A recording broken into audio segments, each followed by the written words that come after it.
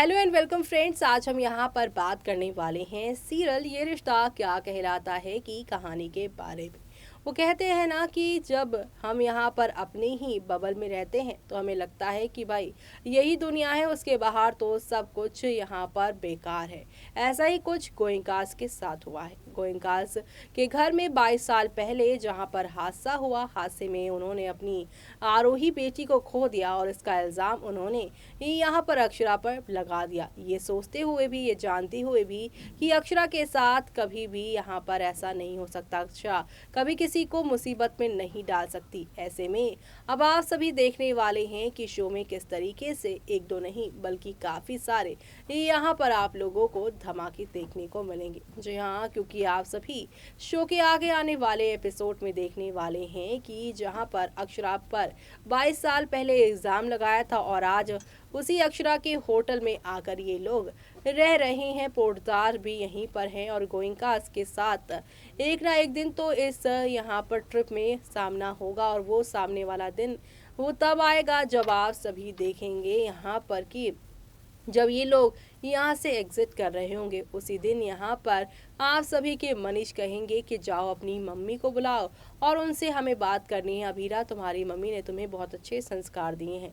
लेकिन जब अक्षरा से उसका सामना होगा तो वो काफ़ी मनमुटाव के साथ आने वाले हैं उदयपुर। जी हाँ, आप सभी देखने वाले हैं कि मसूरी में यहाँ पर जब 22 साल बाद अक्षरा और मनीष का होने वाला होगा सामना, सामने के बाद आप सभी देखेंगे इन दोनों के बीच में बहुत सारा ड्रामा होगा। लेकिन उस वक्त भी अक्षरा कुछ नहीं बोलेगी और घर लौटेगी यहाँ पर अपने। दूसरी तरफ यहाँ पर मनीष अपने घर उदयपुर लौटेगा तो यहाँ पर अक्षरा के ऊपर कई सारे वो इल्ज़ाम लगाता नजर आएगा। इसी बीच आप देखेंगे मुस्कान कायरव मुंबई से लौट आएंगे। जी हाँ, खबरों की मानी जाए तो कहा जा रहा है कि आरोही की मौत के बाद, सारे घर का माहौल खराब होने के बाद, अक्षरा पर घर वालों का इल्जाम लगाने के बाद आप सभी के कायरव और मुस्कान ने गोयंका हाउस छोड़कर मुंबई रहने का फैसला किया। क्योंकि आप सभी की यहाँ पर मुस्कान की जो जॉब शिफ्ट होकर वहाँ जाने वाली थी, प्रमोशन होने वाला था, उसकी वजह से कायरव भी अब आप सभी की मुस्कान के साथ रहने लगा। लेकिन दिवाली में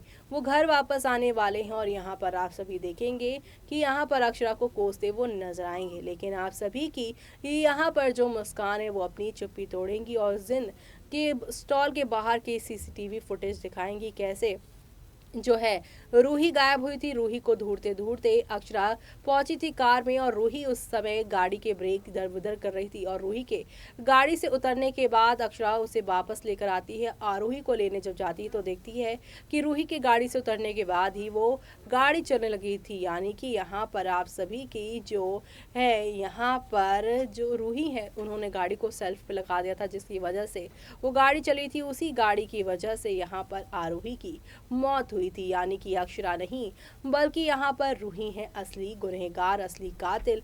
ये बात मनीष को अब पता चलेगी मुस्कान के थ्रू और यहाँ पर अब अक्षरा से नहीं बल्कि मुस्कान से मनीष पूछेंगे कि 22 साल से मुझे ये सब क्यों नहीं बताया। लेकिन यहाँ पे मुस्कान और कायरव कहेंगे क्योंकि अक्षरा ने हमसे वादा लिया था कि वो कभी भी रूही को ना बताएं कि एक्चुअल में क्या हुआ था। क्योंकि अक्षरा ने अपनी बहन आरूही को वादा दिया था कि वो उसके जाने के बाद उसकी बेटी रूही का ख्याल रखेगी और उसे किसी तरीके की तकलीफ नहीं देगी। इसीलिए ये सारी चीज़ें वो करती नजर आई है। अब आगे क्या होगा वो देखना आप लोग शो के आगे आने वाले एपिसोड में देखना, आप बिल्कुल भी मिस मत करिएगा देखना।